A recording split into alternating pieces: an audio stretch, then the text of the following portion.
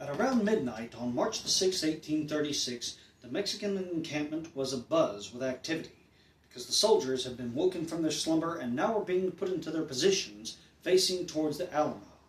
Santa Anna had went ahead and made up with his battle plan, which would see 4 initial assault columns attacking the Alamo, with 1 column in reserve should things stall. Now, these men went out there and got to their positions, and at that point they were ordered to lay down on the cold, wet ground. And orders for no talking, no smoking were made, because it might alert the men inside the Alamo. But after many hours of waiting, finally, at about 5 o'clock a.m., a Mexican soldier snapped from the tension of waiting in the darkness and started shouting, "Viva Santana!" which of course was reciprocated by many of the other soldiers or soldados nearby, and they took up the cry one by one. And now that the initial surprise was lost, Santa Anna ordered that the signal rockets to be fired and the deguello to be blown. And the men inside of the Alamo now awoke to the call of the battle that would ultimately seal their fates, and rushed to their positions as they heard the sound of hundreds of Mexican feet rushing towards the Alamo, keeping rhythm with the ghastly tones of the deguello. Now, although this assault was a surprise upon the men of the Alamo, we see that they rose up to the challenge in a fairly good manner, because they quickly brought their cannons to bear upon the advancing columns. And between that and the riflemen, they ended up causing a halt to the assault, especially up under the northern wall, where Colonel Travis was fighting, but he didn't last long. In fact, his slave Joe said that Master Travis only got about 2-3 shots off before he slumped back against the walls, dead.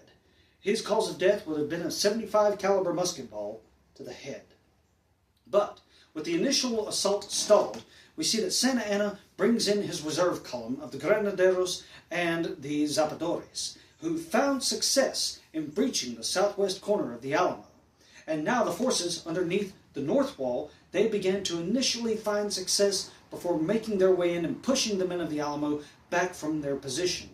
Of course, the men of the Alamo retreated across the compound to the safety of the long barracks and barricaded themselves with mattresses, boxes, anything they could find, and kept up a firing position from the long barracks.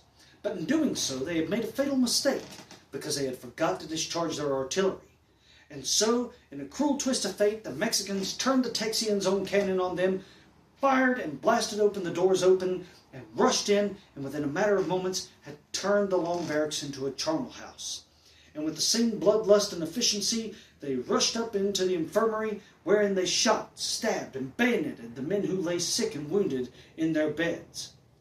And now the Mexican army began to pour through the compound like ants. As the Granaderos and the Zapadores made their way down through the southwestern corner towards the low barracks, we see that they came across Jim Bowie, who was sick in bed.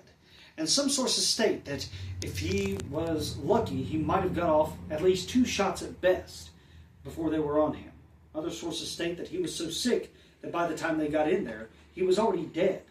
But either way, what we do know is that in order to ensure that things were taken care of, they bayoneted him where he lay, and then they began to proceed onward. Now, throughout all the chaos and the carnage, this hell on earth, if you will, one man stands out to us so much that his cause of death is still debated to this day. And that is the death of David Crockett, because some sources state that he went down with his rifle and knife fighting like a tiger.